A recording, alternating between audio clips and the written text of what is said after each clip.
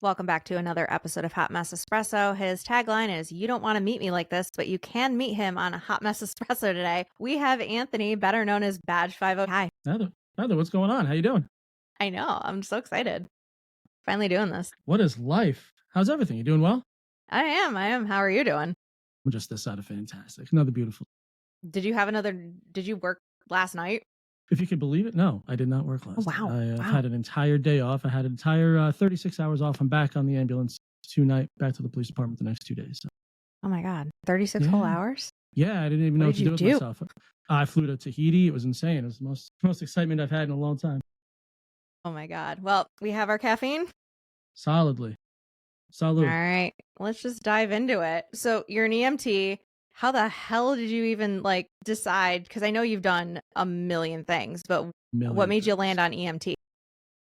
It's obviously the pay, and I love the hours, right?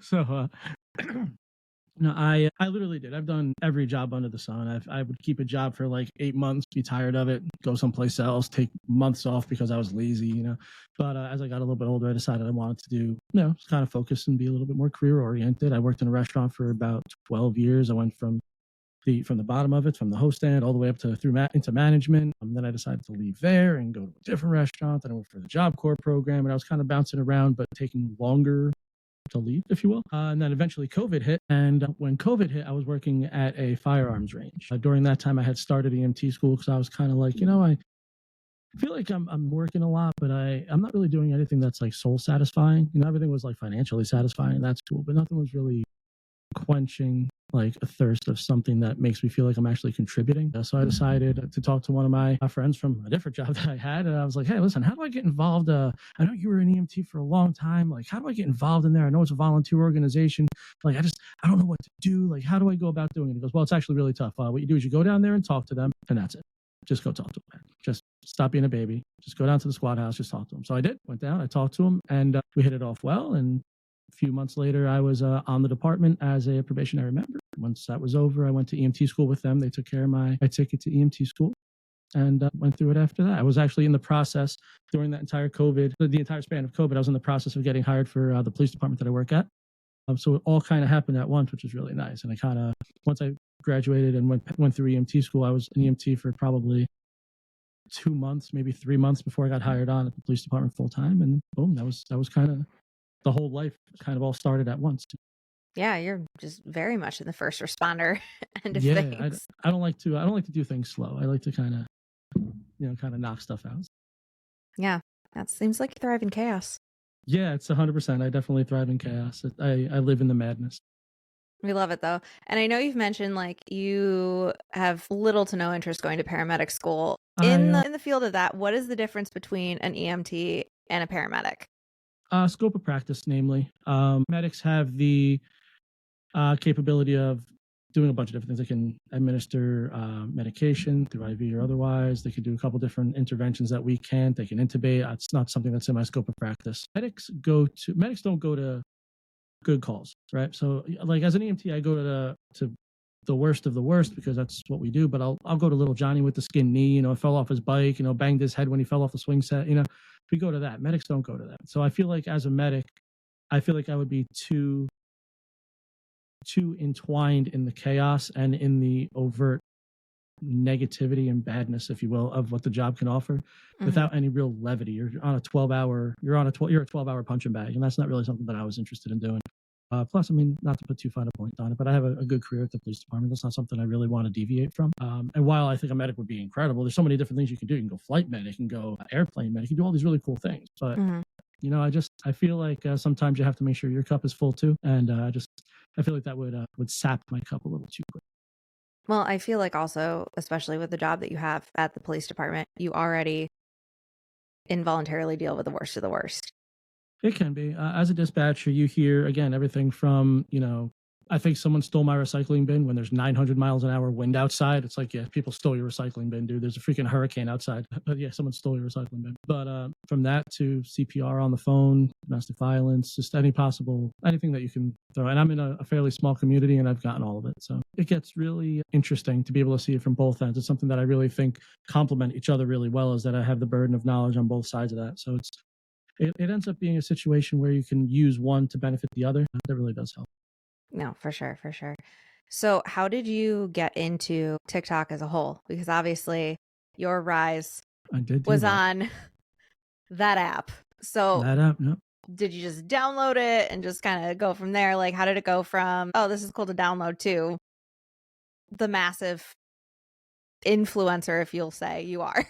I don't know if I'm much of an influencer, but I definitely create a little content here and there. I imagine my jump was kind of like most people. It was, I downloaded the app because of boredom, like everybody else. They just wanted to, see what was going on out there and learn a recipe or two or whatever. And I was just making videos for myself. And if somebody thought they were funny, that's cool. I didn't really care. That wasn't really what it was about. But they were just stupid videos that made me smile. And if someone watched it, cool. If they didn't, I still made it and it was a lot of fun. And then one day I made a video. I'm very observational. Like I like to look at things and I like to find humor in things that I'm looking at. I just saw this like the only way I could describe it is this gold like serpentine looking thing that was kind of doing like this, and I'm like, that is phallic. That is interesting.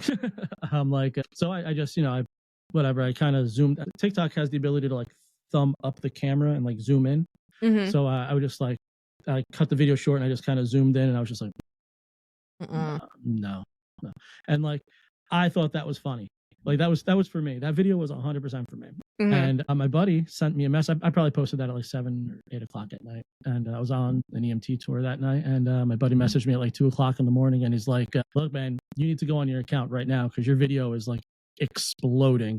And all my other videos had like, 150 views. So I'm like, what's exploding? 500 views? Like, but no, it in like 3 or 4 hours, it had like 200,000 views and, insert number of comments and likes here.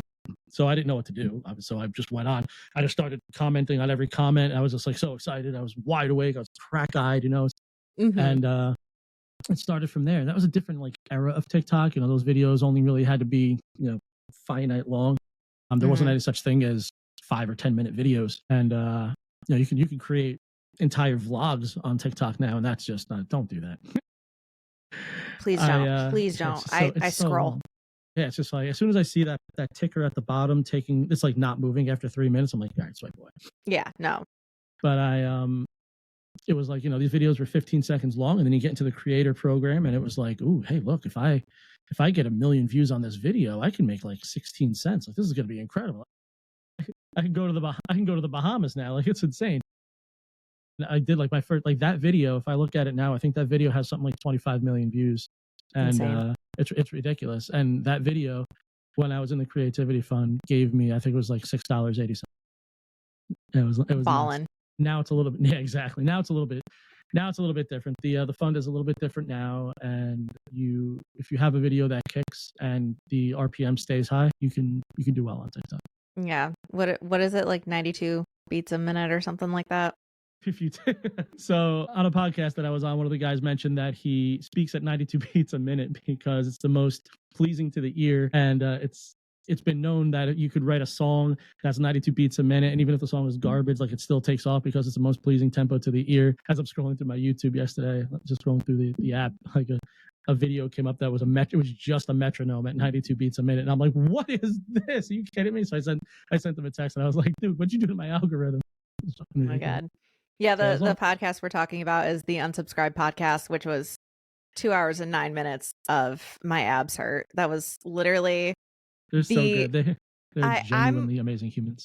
I always think that I'm like messed up with my humor, and then I feel like I met my people when I was watching that episode, because obviously you would send it to me and blah, blah, blah, blah. But yeah, I was watching the episode and I was just cackling the entire time. I was like, I have met my people. I have met my dark humor people. And there's two that weren't on my episode. They had a donut operator and Brandon. We're still at the range day. So I was with Nick and Eli and Leon was another guest. So the guy who was off to my side was another guest. It's just the most genuine bunch of people that want to see you eat, and it's just incredible.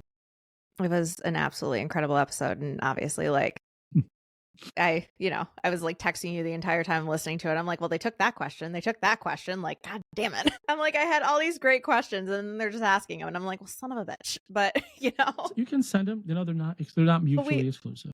Oh, I know. But yeah, like, you talked about a couple of things on there, like your first unofficial call you were a week out of EMT school?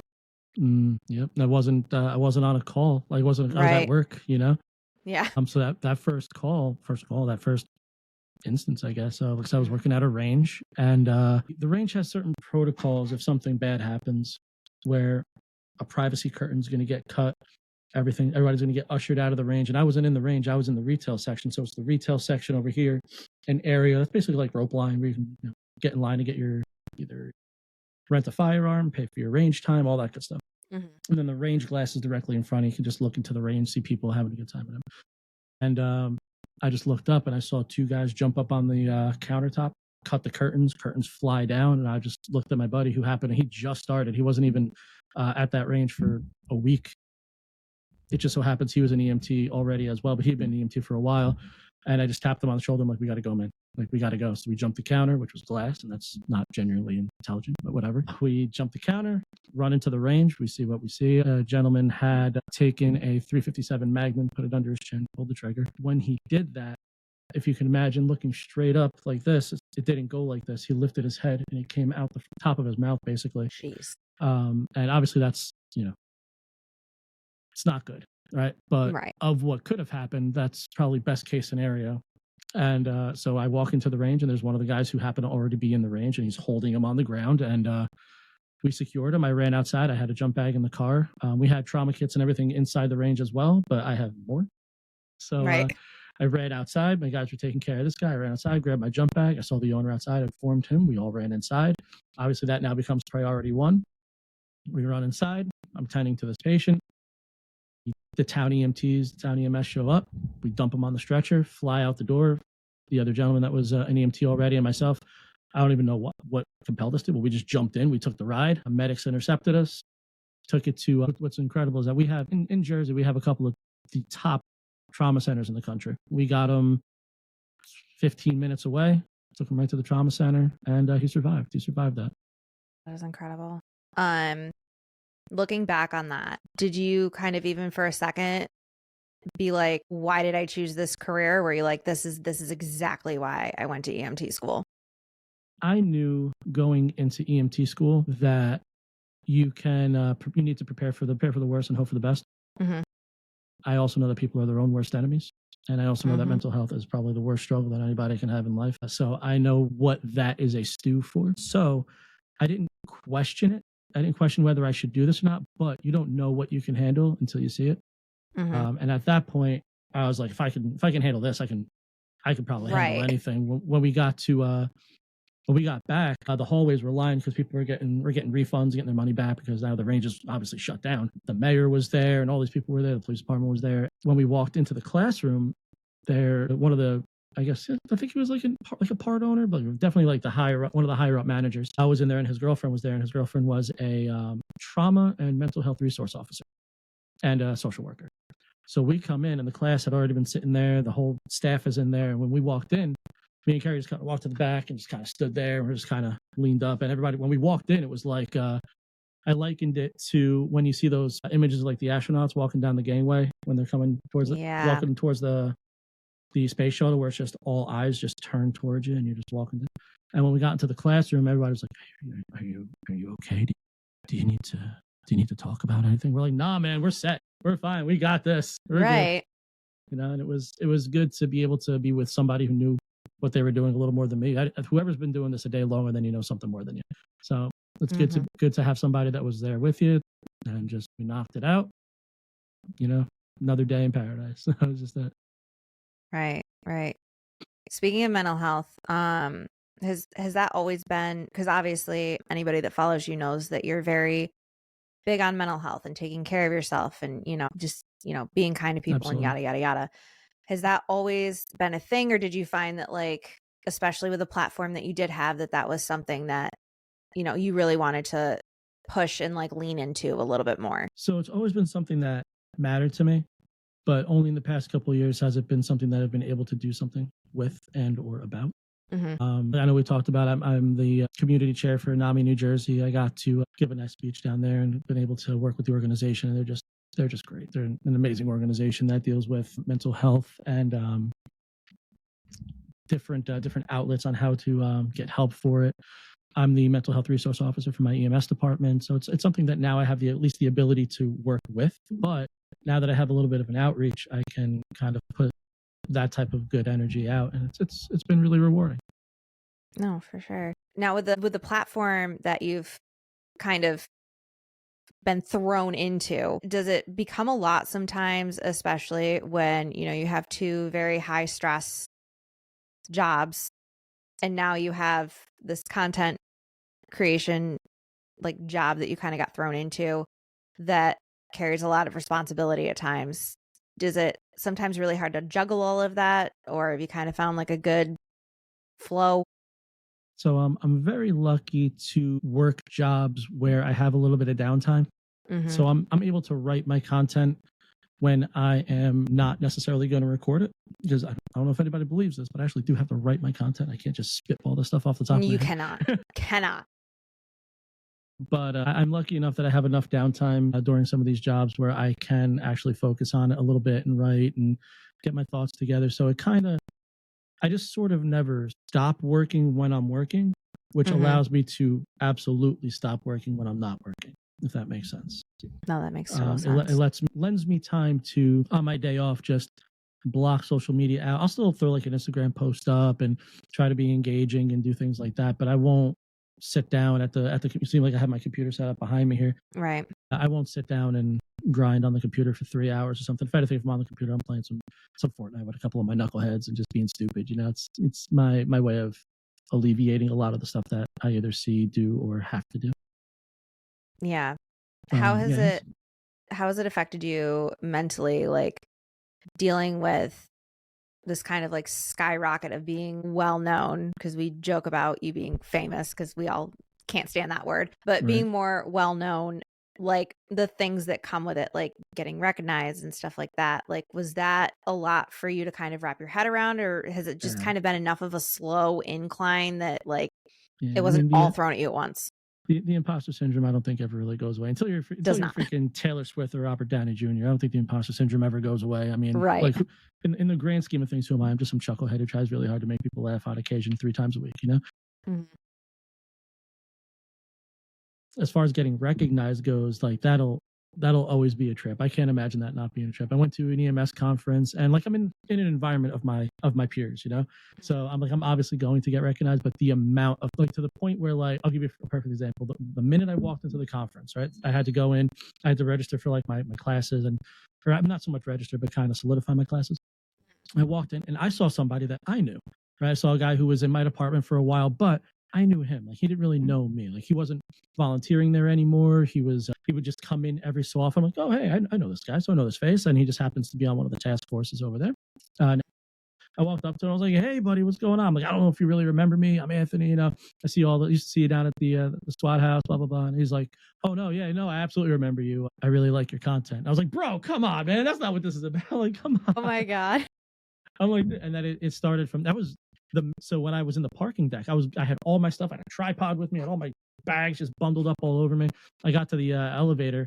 This is when I first walked in the building and got to the elevator, hit the down button. Some guy walked up. He's like, oh, doing some recording today. I was like, yeah, I got a bunch of crap. He goes, yeah, man, I'm a huge fan of your channel. That's freaking wild. I was like, I'm not even in the building yet. What is this? It was crazy there. And then I went to go see the Unsubscribed podcast live, and I was recognized nonstop over there. That was a whole huge thing where they had me. I stood up and they brought the house lights up and the house lights went crazy. That place went nuts right when I did this little thing. It was insane. That was a lot. That one was a lot. And that's on camera and that one's recorded and that one's on TV. So I'm like, that's nuts. That's just absolutely nuts.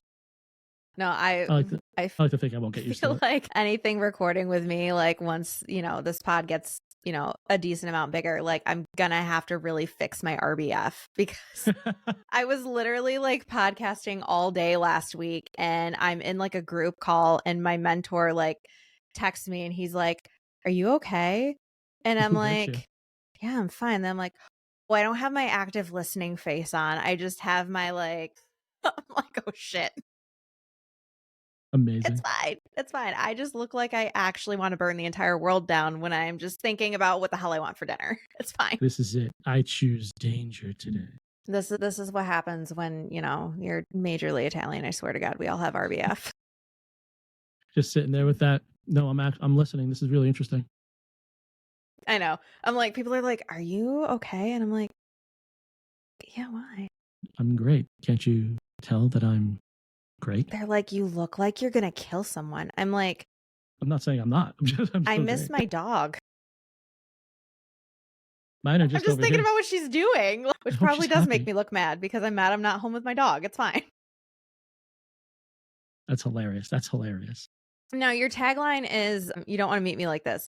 Have you met anybody on a call yet? Providers on a call, like people who've recognized me as far as on my side of the fence, if you will. I've never walked into a house and they're like, "Oh, my stuff." Hey, you know, it's never been like that. You know, so fortunately, you know, because then they'll be like, "Oh, do I want this guy?" You know, but yeah, fortunately, as a provider on either end, I have not run into anybody who's recognized me. My entire EMS staff at my police department recognized me immediately. The main two hospitals that I go to, when I walk in there, it's like, "Oh, what's going on, badge? What's going on?" I'm like, first off, that's not what my shirt says now. It's a different shirt, different pole, same color, different shirt. Oh my gosh. The puppy But I've coming to only say met hi? yeah, Puka decided she wanted to come say hi. Want to come say hi? Puka decided she wanted to jump into the entertainment. So here's the Pooks. What kind of dog is she? She's a Westie Pomeranian, Pom Westie, Yeah, I and was just she gonna is say, I kind super of shaggy today, and she needs to go get a haircut, but we did not do it today. We were going to, but we didn't. was just a pretty girl. There you go. Kick rocks, Poop. My Find some dog's like rocks and kick floating them. around somewhere. I think Will's got her in the basement so that she doesn't like lose her mind over the Amazon driver or the neighbors having the audacity to be outside. It's a whole thing. How Echo's being a traditional pitty, just curled up with Steph, just not moving, just being a big fat sack of potatoes. So obviously, like your content kind of took off on, Mhm. for lack of a better term, things going up your ass that shouldn't. But is Not to that put too fine a point on it, right? yeah, like we're blunt over here. I gotta know. I truly don't think this happens all that often, but does it happen more often than people realize? How many times is too many? One, but yeah. Then it happens too much. The only time that I've ever, I talked about that on the show too. The only time I've ever personally had that come up was I went to a house. It was a 19-year-old, I guess he's not a kid, 19-year-old man who we got called for severe abdominal pain and trauma to the abdomen. And let me tell you, you hear something like that, like everything in your abdomen just bleeds. So if you get like a puncture, like you can puncture things that are, you can go septic. It's terrible. Right. We're flying. We're like, this is going to be insane. Get this. Let's get med. We're flying there. We get there. And there's just a kid, a 19-year-old dude just sitting on his couch, kind of, pardon the pun, but just cocked to one side. And he's just looking at me like with these eyes. And I'm just like, hey, buddy, what's going on? What's going on here? He's like, he just hands me one of those older Suave shampoo bottles, that has like, it's just a thin cylinder with like just, I'm like, where's the top to the bottle, bro? And he's just looking at me and I'm like, gotcha. All right. So we're going to take care of this. Don't you worry. Let's get out of here. Just kept him as, tried to keep him as dignified as possible because I can't imagine what it's like to make that phone call, Yeah, no. And obviously he's freaking out and he wasn't really showing it, but he was freaking out. And yeah, it's at that point you're just like, all right, they need to raise my salary from nothing to something on this because this is ridiculous. I'm not even sure how this happens, but the ones in the video, like, okay, granted, people don't usually have 3-foot tall statues of Barbra Streisand in the bathroom that they say that they fell on, but whatever. Yeah, it's still hilarious, right? Like I think that's the whole point. Is people are finding, they're finding the most ridiculous shit just to be like, badge, take a look. Yeah. It's ridiculous. Like somebody, I don't know if you're familiar with the creator, Mr. Pierre Fashion. Mr. Pierre Fashion sent me a building from London. It's just like, I'm an ambitious man, right? And he pans over. He's like, right? I'm like, bro. Yeah. I think you sent me that video. I'm like, buddy, what are we doing here? No. At that point, like that's my guy. Like I gotta respond to that one, so I gotta do that. And it just builds from there. And then I try to kind of fixate on something that could be like a central theme of it. Like my last one, I think I did like the Sandlot.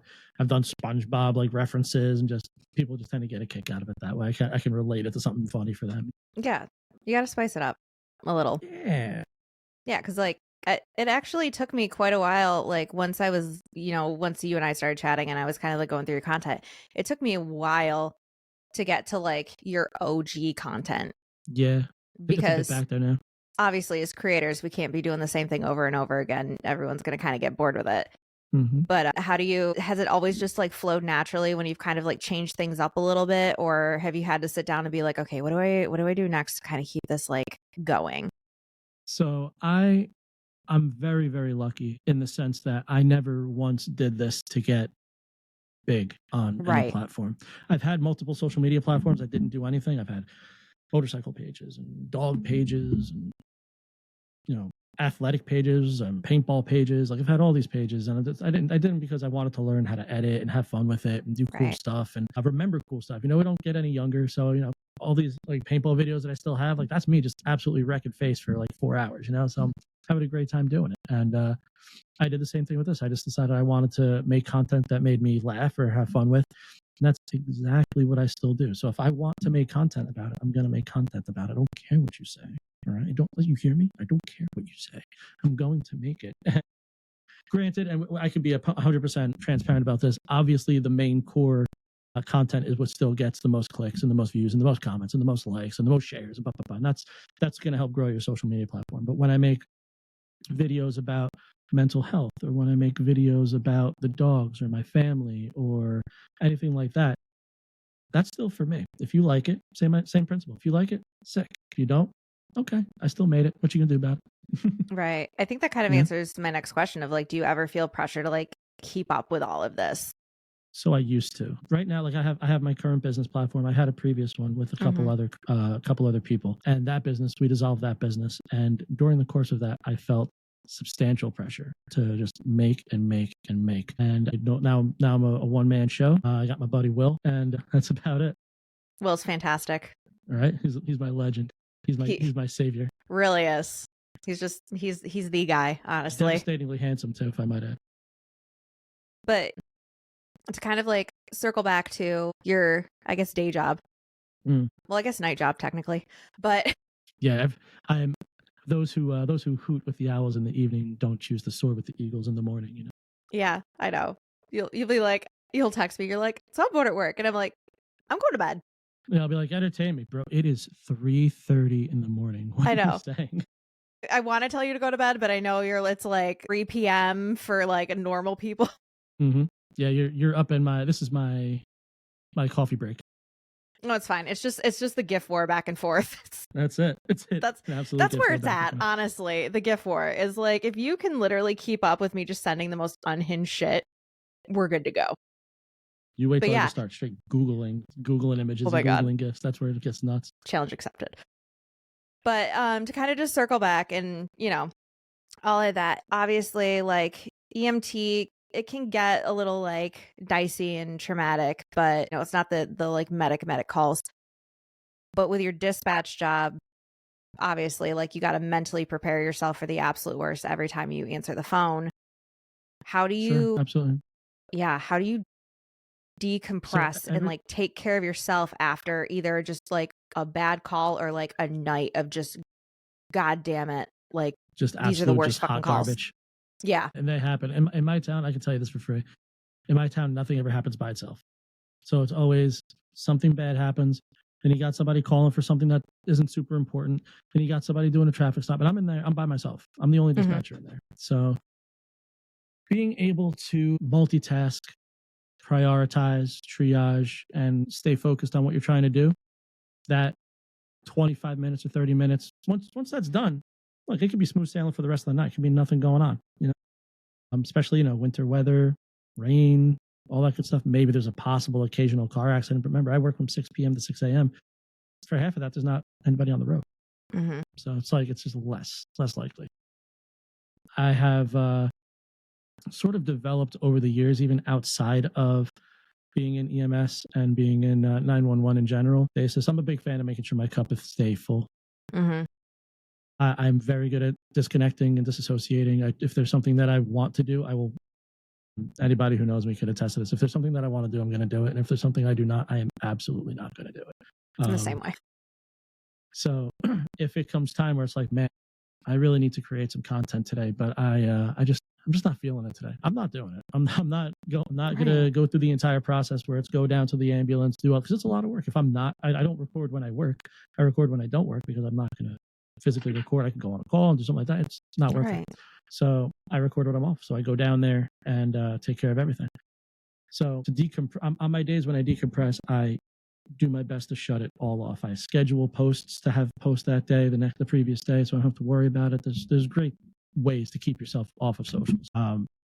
And I do my best to do that. And then I get to hang out with stuff and hang out with the dogs. Or during the nicer weather, I'll go for hikes or go for drives or go to the gym, or maybe I'll go to the gym a little bit more, but that's not the point. The nicer weather, I like to go to the beach and just stop for a little while. I'm a big fan of just stopping. And I'm actually a really big fan of starting your day the right way too. So I'm a big fan of, I'll get out of bed a little early. They'll still be asleep, and I'll go downstairs where we are now. I'll keep the lights off. My whole room, you can't really tell now, but you can see a little bit. My whole room is RGB lit. Mm-hmm. So I'll come in here. It'll be nice and dark, minus some like nice amber lights. I'll throw on some lo-fi, make a nice cup of coffee, journal a little bit, do some reading, and just start my day off slow. And that's just a nice way to welcome the day. So it's what like it was like a general, I think, or something along those lines. It's like, if you want to get your day started right, start by making your bed. It's like that whole thing. And I can promise you, I don't make my bed, but I do have a nice cup of. No, but it's the same kind of thing. Like, Yeah. I'm the person that I want to make my bed because then I look at it and I'm like, it looks nice. I metaphorically make my bed. Yeah, exactly. Yeah. So it's like I'm a little more literal with that, but like, yeah, you start your day off with something that like saves your sanity. Yeah. Basically. Start with a nice clean slate and just address your day as it comes, rather than, oh man, I remember this. I have to do this. I have to do that. Nah, man, shut it off. Turn it off. Just stop. At the rock, paper, scissors, everything that's going on in your life, is that really the most impressive thing? Earth's this big. The universe is the size of this planet. It's not worth it. You're a speck. We're all just stardust. Chill out. Drink your coffee. Especially drink the coffee. Don't say no to coffee. Don't do that. Don't ever say no to coffee. Oh my God. Nobody wants to deal with me uncaffeinated, honestly. Except when my Uber Eats doesn't bring my coffee today, and like, might I add. Coffee at home is just not the same. Yeah, no, it's definitely not. It's just not. I'm like, I don't know whatever magic you do at Starbucks, but when I try to do the exact same thing, it doesn't come out the It's just not the same. It's not the same. So then, like, obviously that kind of trickles into bringing work home isn't a problem. You can kind of like leave it in the car or leave it in the building. There's an episode. I was a big fan of Scrubs. You ever watch Scrubs when you were growing up at all? That came out in like 99. I was 7. So yes, you were a big Scrubs fan back then. Huge Scrubs fan. 90s. Oh my! I know the 2 main characters. Okay. There's an episode where Dr. Kelso, he's like the head of the hospital, is the chief of medicine, and he's like, he talks about how the minute he steps over the hospital threshold, like the day is crazy and everything, and the minute he crosses that threshold, to see walking out of the parking lot, a more dramatic way of him showing how he's able to just disassociate, shut that off. At the end of the day, and it sounds a little heartless to think of it like this, but I promise you it's not, when you realize that it's all about your whole life, no matter what you're doing, is about self-preservation, because you're the only you that you have, and you have to make sure that at the end of the day you're solidified. Mm-hmm. If you don't have a way of disassociating from your job, and that could be when I worked in the restaurant, or it could be when I just performed CPR for 40 minutes on a patient that didn't make it, you cannot take that home with you. I've had 2 instances where something came home, and I told Steph, I'm like, one of them, I was like, go in the basement. We need to have a conversation. And that was the day at the range. And it's just, I was like, this is what happened today. I want you to be on the same page with me, just in case, because I didn't know how I was going to react in 2 days, 3 days, 5 days, 2 years. Who knows, right? That can get you. I remember what I saw. I can still picture it. But fortunately, I can still picture it, and I can paint the picture. It is not something that, when I paint that picture, affects me in a negative way. It was a learning experience. It's something that we were able to take care of. And to be perfectly honest with you, it's one of my prouder moments, because we handled it like freaking champions, and it was done, over with, back in service. And I wasn't really back in service because the place closed down, but right. And then, but a few days later, a week later, maybe it was, the place opened back up, and it was go time. So that's something that we're proud of. Yeah. But and I mean, I definitely like to leave it at the door. If you can leave it at the door. Well, yeah, I mean, like, that was, I guess, since, you know, you and I are both like jump both feet in, that is very on brand with a week out of EMT school and boom. Yeah, that's exactly what happened. I should honestly have seen it coming. Yeah, you're like, it's going to be something crazy. Yeah. It has to Especially be. working at the range, like the scene was set, you know? Right. Yeah. And the thing Right. is, there's fail safes around that. Like this was a rented firearm, right? So this guy came in with an idea. He obviously came in with an idea. And when we talked to him, I believe that's what they said. He came in with an idea he had attempted 2 weeks earlier. And that was medication he tried. Mm-hmm. And at the range, you're not allowed to rent a firearm. This is most ranges. You're not allowed to rent a firearm by yourself. He was not by himself. He was with his girlfriend. They drove from Connecticut. He wasn't anywhere near home. And he knew what he was doing. He was doing this thing that's called, they call it fly fishing. So basically you would see people like in movies do it. They'll hold it out, they'll go bang, and then they'll go bang, bang. So it was he was making it known that he was doing this motion, you know, and that could be a tell off. And then you just, in the camera, you just see him. That was it. You know, so he knew what he was doing. He knew exactly what he was doing when he walked in. Well, I'm glad he survived, and I'm sure Yeah, a lot of that had to do too. with the fact that you and your coworker were there. I like to think that it was just me. You know, it's just Definitely just you. Raw medical talent. But no, I had a great teammate that day. I had a great staff with me that day. I had great medics. They were phenomenal. Mm-hmm. The town that was responding, the town that the range is in, were great. We got them from the time EMS arrived. They pulled the stretcher right through the doors into the range. I still, to this day, because it's a hard L, I still have no idea how they got that stretcher in and or out of there. Pure adrenaline. Yeah, seriously. By the time we got him on the stretcher, 30 seconds, he was in the ambulance and flying. Wasn't waiting for anybody. And that was it. We're on the move. Yeah. As awful as the circumstances were, like, that could have not gone better.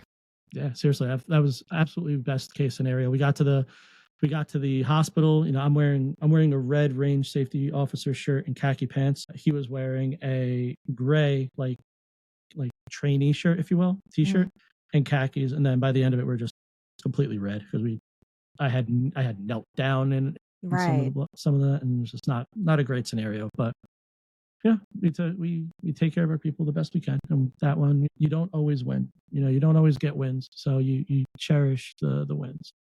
Is that kind of how you wrap your head around the ones that you do, like, you know, you did your best, and, like, you know? Yeah, you treat everyone, and it comes down to courtesy, professionalism, and dignity. You treat every patient with dignity, because you're going to have patients that you're going to see them in their worst, man. They don't call you because they're thrilled, you know? I've had you know how these people, a lot of times you'll hear people apologize to law enforcement. I'm so sorry that you had to, you know who apologizes to me the most? Fall victims. They apologize to me the most. I'm so sorry you had to come out here. So sorry you're wasting your time. So sorry you probably had so many other things to do. I'm like, first off, it's 2:00 in the morning. Trust me, I didn't have anything else to do. But can you get up? Well, no. I'm like, then you need me more than anybody in this town right now. You know? And at that point, and I get it. You know, it's 2:00. They just woke us up, cranky.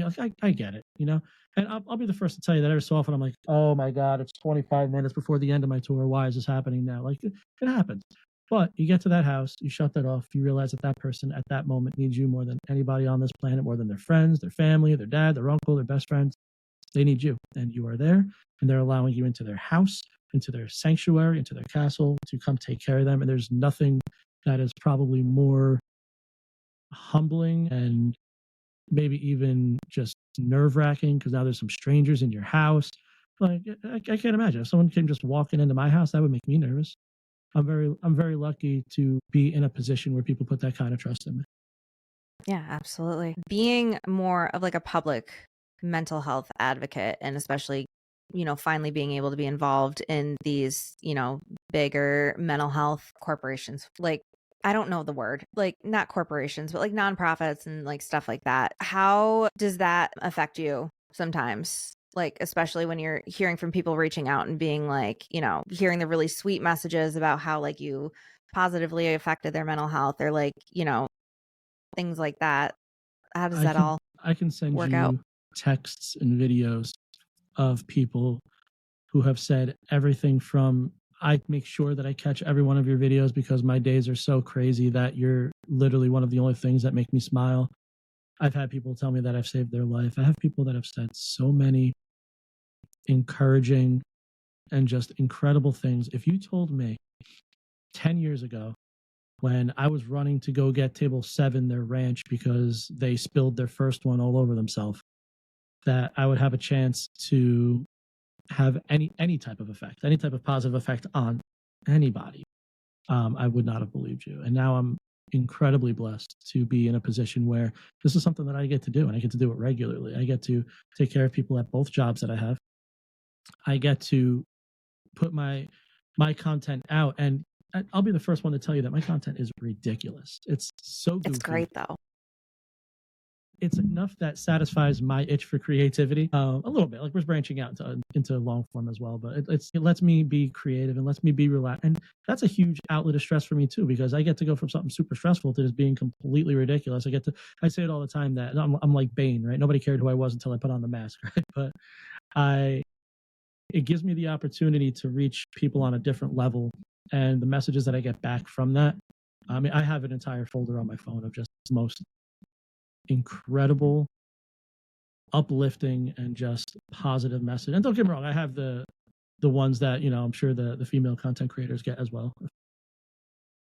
And you don't want to see my DMs. I promise you, I will go head to head with that comment. Oh, God. Head to head with that comment. I'm over here like, I am a whole person. You do know that, right? First off, no, you're not. You're a content creator, and that's it.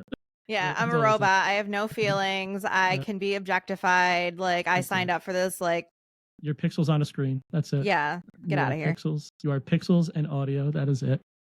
No, but God forbid you have like a bad day online and those are your true colors. Like, excuse me? Show is, that's it. Show's over. Yeah. Show's over. Canceled. Yeah, I know. I'm always like, that was like the thing when I first started all of this. I was like, oh God, I can't like say certain things anymore because I don't know if that's like okay. I was like Googling like different phrases I've always said. I'm just like, I can't get canceled. Like, thank God I never had a Twitter. And like, not that I ever said anything ignorant, but I'm like, somebody's going to find something that like is apparently not okay that I didn't realize at 15 that it was not okay. Like, I never said anything like, you know, inflammatory or derogatory or anything like that. But like, Jesus Christ, like when that whole thing came out, I was like, I'm so screwed. I probably said something out of pocket and off color because that's just who I am. Like, I say some unhinged shit and I'm like, this is going to come back to bite me in the ass at some point. I swear to God. I am overtly and unapologetically myself. You can like what I say. You can not like what I say. There's a really cool unfollow button, and I encourage anybody to use it if they don't like what I say. These are my opinions. They're not facts. No, I don't. I definitely don't. We talk about Steph's a hairdresser. We talk about hairdresser and bartender rules. We don't talk politics. We don't talk religion. We don't talk controversy. You know, we just don't do it. It's just because you're not going to win. That's half your people are going to agree with you. Half of them are not. And that's fine. I respect that you have an opinion, and I respect that you tell me your opinion, and I even respect that yours is different than mine. I'm not right about freaking half the stuff that I talk about. And I get that. But it's still my opinion, of which I'm allowed to voice in the same fashion that you're allowed to voice yours as you scream obscenities at me. So, you know, at that point, it's just easier to not have the conversation. It's like absolutely amazing. I had a whole like incident a few weeks ago of someone that just like kept coming at me in my DMs and then being like, it's a joke. And I was like, it's not a joke. So I block them, and then they go find me on my TikTok and they're like, as a mental health creator, the fact that you're not letting me explain myself. I'm like, as a mental health creator, I don't have to listen to this shit. I don't have to. Exactly. Like, you crossed a line. I told you crossed a line, and for you to double down and come back into another platform that I didn't have time to block you on yet. Like, no, absolutely not. I don't owe you shit. They think that, well, the problem is they think that they know you. You know, the problem is people think that they know us because we come into their living room, you know, and it's, I come into yours, but you don't come into mine, you know, and I'll have people that will say something completely inflammatory in my comments. And listen, I'm the first person to tell you, I will snap back aggressively. Like I am the same me. I've had to tone it down as I am so much. I am the same me in the streets as I am in the comment section. And if you snap at me, I'm going to snap at you. And then, without hesitation, I can almost set my watch to it. The next comment will come in. As someone who preaches mental health and kindness, I can't believe this. Shut the fuck up. Oh my God. Get out of here, bro. It is ridiculous. Miss me with that. I will come at you even harder and I won't stop. I'm an only child. I won't stop until you stop. I'm an oldest daughter, so like good luck. I went toe to toe with the adults in my life for years. Like I will go toe to toe with your ass. Do not test me. Mm-hmm. Like Mm-hmm. we were just saying earlier, like I keep the old me like locked in a kennel in the back of my brain. Like don't let her out because trust me, you know, that's the thing. Like everyone's like, you preach. That doesn't mean I'm a doormat. Mm-hmm. If you are crossing lines and you are in my comments being a fucking asshole, and I am a smidge of an asshole back, all of a sudden I'm the problem. Yeah, it's me. Yeah, You it's know, me. and Hi, I'm the problem. I hit hard. I hit hard, and I won't stop. Yeah, And it just is what it is. I promise you, I'm as human as the next person is. Mhm. As somebody who preaches kindness and shut up. Miss You me weren't with that. kind to begin with. When I'm you matching your when energy. you open your comment thread with just inflammatory, derogatory, profanity, just you ain't getting it. You're getting a very different person than you think you're getting, my friend. Exactly. Hey, take two because my internet decided to go out. But yeah, we were just talking about like everyone preaching. Like it's ridiculous. It is absolutely ridiculous. We are human. We have boundaries. We are allowed to not let you talk to us like that. And we are allowed to snap back. And you started it. Yeah, don't come at me with dog water and expect me to give you Perrier, bro. Get out of here. Yeah, no. Kick rocks. Absolutely not. And I just like it's ridiculous because we're held to these like such high standards. And while I don't mind that, give me a break. And listen, I welcome the fact that I'm held to a certain echelon that maybe I wouldn't be if I wasn't in content creation. I get it. I have a platform. I have, in some sense, an image. I have something that I have to uphold. But listen, my image can also be that I'm not your freaking doormat. You know, I'm not your closet. Don't hang your stuff on me. Get off me. Right, exactly. But, you know, I feel like that's something we're always going to be dealing with. And there's always going to be like a double standard. So my skin's gotten a lot thicker since I mean, my skin was always pretty thick, but like I take that and I'm like, you know what? I'm not the creator for you. Like if that's how you feel, like we're not aligned. Like there are plenty of other creators out there. Go find someone that matches your vibe because I'm not it. You can insult them. Yeah. Go insult them. I don't need it. Exactly. I don't like. No, I'm gonna unfollow you. Oh, thank you, person with 7 followers. Yeah. You think I'll find another one? Your 90 views on your TikTok talking shit about me that I definitely said to your fucking face, but okay. Yeah, you know, and it's like I have some of the greatest. I have the greatest community on the planet. Like we come together, we have amazing conversations, and like every so often, there's just one freaking blowhole that has to ruin everything. And it's like, listen, we're not here for it. You know, the true people who are part of the Badge 502 community are not just a bunch of people who are going to dump hate and anger. And it's so few and far between that it's almost not even worth talking about when you talk about the collection of how many followers are in the Badge 502 community. Well, listen, it happens. And when it does, and it's not even just me, the community comes down on them too. Yeah. No, that's the thing. Like half the time I have to like almost like call my dogs off. I'm like, guys, it's fine. Ignore him. It's okay. Yeah, it's fine. He knows not what he does. Yeah. No, the first time I went viral, it's actually the only time I went viral. But the first time I went viral, I had my friends like in the comments because people were like, oh my God, have some original content. And they're just like, I see you have 3 followers, Mr. Original. Hi, Doggy. And like, what's original content? Right. Tell me something that's original.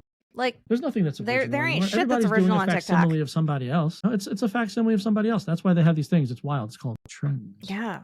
You know, like it's fine. It's insane to think, right? But yeah, no, my like really good friends and like my community would go in and like go at these people, and I was like, hey, guys, the paragraph is not going to change them. Insulting them is not going to change them. Just let them yip yap. I'm keeping it up. Thank you. I would literally start commenting. I'm like, thank you for the engagement because you keep pushing my shit out. My video. Why won't you do this on my video? Why does it have to be on a comment that I did on somebody else's video? You're making them famous for me. Like, come on, don't do that. Talk crap on mine so I can snap back at you, and then we'll get that engagement going. You know, blow this video up out of the water. You know, give me a couple shekels for it. But yeah, to kind of switch gears a little bit, they were talking on the Unsubscribe podcast. I didn't want to like make this the whole episode, so I spaced it out. But they were talking about Buffalo Bills fans. Buffalo Bills fans. I live in Bills Mafia territory, and let me tell you. Is that accurate? That was not for show. What was it, the Buffalo show? They are, look, There are Buffalo Bills fans in my family. I married a Buffalo Bills fan for a brief period of time, but they are psychotic in like the best way. Like Bills fans, like you get your assholes, but like tried and true, they are like, I've gone tailgating. My first NFL game was a Buffalo Bills game. I'm a diehard Steelers fan, but here we are. But like, they're like, that was not for show. That's a good bunch of guys. The flaming tables is not for internet views. Like those actually happen at tailgates. Like, that's amazing. That's amazing. It's fine. But I'm bringing that up because do you kind of see some of those like videos of like, them jumping through flaming tables and absolutely the other shit that they do? And do you literally go, well, that's a C4 injury? And like, you'll see. Because a lot of times what will happen is these guys are so drunked up that like they'll go through one of these tables and like they're just usually plastic tables or sometimes wooden tables, whatever. Mhm. Like but for the most part they're like collapsible, foldable tables. And like, okay, I'm sure it doesn't feel great, but at the end of the day, like I've seen WWF superstars jump off top ropes and go through those walls. I'm like, it's probably not going to be the end of the world. But I've seen some of these guys land, not want to get up and hold their shoulder, and I'm like, ooh, that calf is gone. Yeah, that is gone. That's rehab, my friend. Welcome to it. Yeah. It's one thing to jump through the tables, but then when you get like the big snowbanks and they're jumping off the snowbanks onto the table, I'm like, are you just trying to injure yourself here? It's insane. And it's like insane in the best way, because like if you're gonna get hurt, do it cool. Right, exactly. Like you went through a table that was on fire. Like at least you have a good story. I've never done that. Yeah, no, you will not catch me ever doing that. But yeah, I had a guy. One of my bigger traumas that I've had in town was a guy who was. This is when I first started. Also, went up during an ice storm. I'm 100% sure that it was because he was getting yelled at to do it, because that's the story I got, so I believe it. Nobody foot his ladder. It was during an ice storm. He was clearing the ice out of the gutters because there was water cascading, I guess, down either into the house or down over the whatever was wrong with it. The water was cascading down, so he was clearing out the gutters. Wasn't footing the ladder. Ladder went down. Boom. So did obviously he. And like that's not a story you're going to tell people. But if you tell people you went through a table at a Bills game that was on fire, I mean, I'm telling that story. Yeah, I'll tell that story that didn't even happen to me. Right. It's like, yeah, it's crazy. I want it to happen to me. Well, go find a table. I got like 2 of them in here. Well, there you go. Just like I'm just not lighting it on fire. You just gotta yell "Go Bills" before you do it, because then it'll be fine. Oh God, you know how much or how many Go Birds I've had to deal with the course of the past month. Brutal. Yeah. Oh yeah, because you guys Birds. Jersey's like very close to Philly. Mm-hmm. And I'm not. I'm further away than I used to be. Right. But I'm not terribly far from Giant Stadium. Like I'm pretty close. Oh God. So it's like to see how many Philly fans are here for either the Flyers or the Eagles. It's just insane. There's a lot. Yeah. My camera is so freaking blurry right now. It's driving me nuts. That's all right. Both you and your 280 pixels are fine. Yeah, it's fine. This is what happens when you get a cheap camera and you have to reload. It's totally fine. We're just on brand today. One of mine. We are completely on brand. brand. One of mine. I have 2 that I'm apparently not using anymore because I got this beauty here. It's a pretty camera. But yeah, so what, I guess to kind of like wrap, what is next for you? Like mental health wise, like content wise? I know you're starting to long form YouTube. What's next? So on the horizon is I've been vlogging a bit. Mm-hmm. Oh, my dog just hit the camera. That's terrifying. We're getting into long form content. I've been doing some vlogs. I've been trying to get my like editing chops up a little bit, because my new long form that's going to come out is going to be probably 8 to 15 minutes, somewhere in there. Mm-hmm. And there's 3 different types that we're going to be doing. We're going to be breaking down like 911 type shows and how ridiculous they are, and like medical shows and how insane they are, because none of them are That'll accurate. be so fun. There was one that I saw, I think it was on Chicago Fire, maybe. It might have been Chicago Fire. They go up to a patient and he's laying on the ground and he goes, he has a colostomy bag. We need to intubate. And I was like, whoa. We have a colostomy bag and we need to intubate. Like, I've heard of talking shit, but like, what does that even mean? There's a colostomy bag and we need to intubate. Like, what does one have to do with the other? It's just the most ridiculous. Did we do a basic Google search before we wrote the script? Yeah, literally. It's like, I don't get it. And I'm like, I already know that I'm going to have a blast doing this. There's another one that I want to do that's going to be basically so content creators, like I have huge inspirations in the content creator realm, and it just so happens that the guys from the Unsub are huge inspirations for me for making content. And one of the guys there, Donut Operator, he makes videos that are basically police breakdowns. A lot of them tend to be like violent breakdowns or shooting breakdowns. And he's phenomenal at it. He does an amazing job.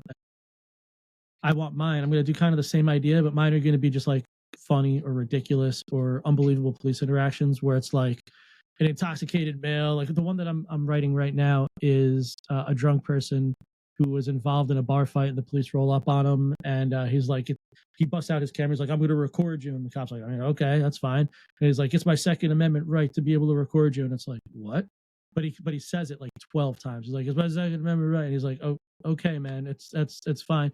Ends up taking off running on him, makes it 3 feet, falls, takes off running, makes it 3 feet, falls. It's amazing. The whole thing is amazing, and these are in heavy supply. So I'll have plenty of content to make. Oh yeah. Then the other one I really want to make is actually with another content creator, and just do breakdowns with him. I have things that are like Chicago fire, like actual fire type shows, like fire action. I want to bring in some of my firefighter content creator friends, either on like snip them in, like kind of drag their video in, or just have them here with me and just go over that so they can speak from authority from it, because I can speak from authority with drunk people and ridiculous people, but I can't with like shootings or fires. Right. You know, I'm not on the fire department, so yeah, exactly. It's something that'll be a lot of fun. I'm so excited. And that'll be over on the YouTube, and that'll be on YouTube, and then obviously all my stuff on Instagram and TikTok is a little bit more lighthearted, and I post a lot of memes on Instagram just to kind of be goofy and real life stuff. I like to think of my content as like YouTube is for long form and reposts. Instagram is kind of like my life in pictures. Facebook is like my life in words. Threads is like just engaging, like fun things to do. Like I'll post random stuff. Like I think I posted yesterday, it was like, all right, philosophical question, what's the best way to eat potatoes? And like, as silly as that sounds, no, it's valid. 500 comments, 500 comments straight down. We're all goofing off about it. It's just stupid. And it's fun to interact with people. And then TikTok is just where my short form content goes to live. Yeah, no. TikTok is like kind of my creative outlet.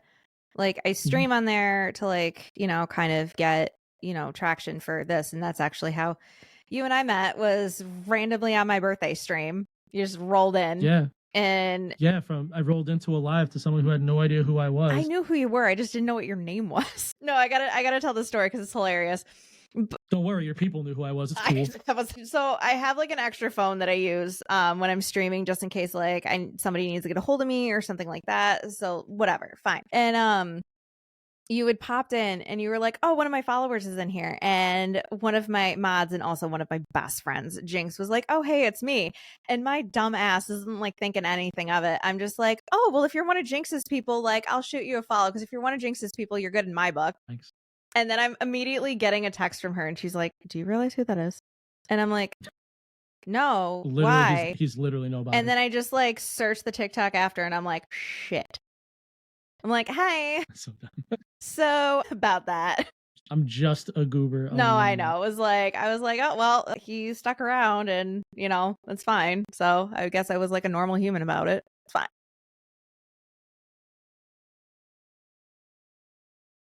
I'm still waiting for you to be a normal human, but I don't do don't hold your breath, because like, that won't happen. But yeah, no, obviously, are you Badge 502 on like all social media platforms? Yeah, Badge 502 across all socials. I'm on I mean, if you search it on Instagram, you're still going to find it, but it's EMT Badge 502 on Instagram, because somebody beat me to that, I guess, before I was on Insta. Yeah, I know, it's very inconsiderate. And now it's gone. So now I can't change it because of the verification situation. Oh, yeah. Well, I mean, the old check button. You are known as, and I quote, the EMT guy. So that is very true. You'd be surprised how many times that's the comment. Like I see that hundreds. Where's the paramedic guy? I'm not a paramedic. Where's the paramedic guy? Where's the EMT guy? Where's the this thing? I'm like, that's not a tag. That doesn't get me there, right? Yeah, no. and that's literally for everyone who says, if anybody who follows my channels listens to this and says, "Hey, I don't tag you and stuff because I see how many times you're tagged." Don't do that. If you want me to react to a video, tag me in the video, because that is literally how I find my videos. I go into my tags and I just start scrolling, and I scroll without looking at the videos. And when I just notice a pattern of a bunch of the same type of videos, those are the ones that I do. So the more you comment, the more you tag, that's more likely it. Yep. The only time I can't really do that is when someone's like, "I tagged you in a video. Did you see it?" I'm sorry, I didn't see your specific tag, but I believe that you tagged Yeah. me, and I will do my best. I will do my best. I promise. It's kind of hard because like even at my, let's not smack the mic, Jesus. Even at like my quote level of, you know, content creation and stuff like that, it's hard to see everything that like people throw at you because otherwise you're gonna live on your phone and you're never gonna like look up and touch grass. So Yeah. I always feel I'm a big bad, fan of grass touching. but I'm like, no, thank you so much for like tagging me in it. I didn't see it. I'm always like to people, I'm like, if you want me to actually see something, you need to send it directly to me. Because if I get a like comment tag, it gets lost. It just does. Absolutely. Just gets lost in the ether. There's hundreds and hundreds. I got 1,000 tags a day. It's insane. And that's, you know, it's not a bad problem to have, but for me to find your specific one, that could be a little tough. Well, not only that, but like I really do genuinely try to like respond to people as much as possible. So I always feel bad if like I miss someone and I'm just like, I got to get a tougher skin on that and realize that I'm not going to be able to get back to everybody. And especially as this podcast like grows, it's going to happen even less. And it's not that I think I'm too good for people. It's that I need some fucking sanity. It's true. And you'll have people that are like, you know, I've tagged you, you know, or I've sent you a message. For those of you who don't know, once you start getting to like a higher volume of followers, Instagram suppresses your messages. They do. TikTok suppresses your messages. So if you're coming from an account that's, well, for 100% of your account's not verified, especially on Instagram and any meta platform, if you're sending me a message and you think that I'm ignoring you, there's still a 20% chance that I never had even the opportunity to see your message because it just got, I have 4 different types of folders. I have a primary, a secondary, a requests, a story folder. Like I have all these folders that start showing up and and some of them don't even end up in there. Every so often I run through request folder. My request folder is usually spam, but there's a lot of comments in there that are like, hey, do you want to work with us? There's a lot of comments in there that are like, hey, you know, my son is a huge fan of your videos. He just got deployed to Afghanistan. Would you mind sending him a hey? And I'm like, F yeah, I got you, man. You know, something cool like that. Like I'll do that, you know? But I mean, that doesn't happen often, but for the most part, like if you don't hear back from me, there's a good chance I never even saw your message. Literally. That's not me. So I'm not ignoring you. I'm not deliberately trying to ignore some of you I'm ignoring, but other than that, it's fine. There are some people ones that just need to be the ones that have some nice vulgar, freaking overtly sexual comments that I get. Listen, I'm ignoring you. Yeah, just so you know, it's not a compliment. We're grossed out. The eyes are here. Right? My eyes are here. Like there was a screenshot that takes your username out of it, but there was definitely a screenshot that got sent to the group chat when you send me some unhinged shit. So like, there's your warning because are you kidding me? I send them to her all the time. Like I'll let her see them. I don't care. Yeah. Like you have to do that, especially like having a bigger internet platform with like a significant other, like that you have to have that level of transparency. Yep. And she jumps in my live, she moderates them. It's just a lot of fun. I love having her in there, especially if I'm like involved in this, like my attention has to be there. Right. My attention has to be on my content. So to be able to still be able to have that little bit of interaction with my family is just no, I absolutely love that. But yeah, so badge 502 everywhere except Instagram, then it's EMT badge 502, you know, in case like 2 people that listen to this don't know who you are. Yeah, some random officer out in Midlothian, Virginia, or someplace out of nowhere, just like, hey, I also too have badge 502. No, I literally, when I had posted on my story that you were coming on, my shit got flooded because I actually have several EMT friends that were like, no shit, how the hell did you manage that? I'm like, he literally stumbled into my live one night. Hi, Heather's EMT friends. Like, doing well. No, they're very excited for this, and I'm excited to give them this. Well, I'm happy to be here. I love watching the show. I told you that your 32 things for 32 was really cool. I even sent you a message after I had heard. The quote's not coming to me right off the top of my head, but you had sent something in one of them, and I was like, dude, that's effing profound, and I loved it. And I was like, you just know that I'm gonna remember this, which I didn't, but I screenshotted it and I have it. You screenshotted it. So, that's all that counts. Yeah. Once it's screenshotted, that means it's forever. Yeah, and even if you forget, when you go back through your screenshots, when you're like, why do I have 6,000 screenshots? I need to get rid of a few of these. And you're gonna be like, oh, that. I do it all the time. Oh yeah, 100%. It's gonna go in my quotes. I haven't done it yet, but it's gonna go in my portable quote machine. I'm taking it. Well, there you go. It's mine now, by the way.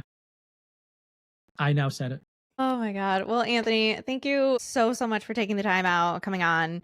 dealing with, the technical difficulties and my psychotic ass. Just remember, service to others is the rent that we pay for our room here on Earth. You quoted that again? Muhammad Ali, above my mom's couch. If you guys want to you got to go check out the Unsubscribe podcast episode. I have been yapping about this forever because it was the most hilarious 2 hours of my life. Yeah, literally. I knew you were going to, I was like, you got to throw that in at some point.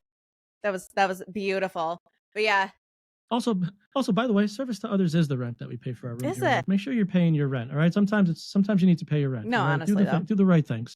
Do the right things. Do the good things. Yeah, that's the thing. At the end of the day, like, you can be unhinged, but just try your best to like leave at least a slight positive impact every day.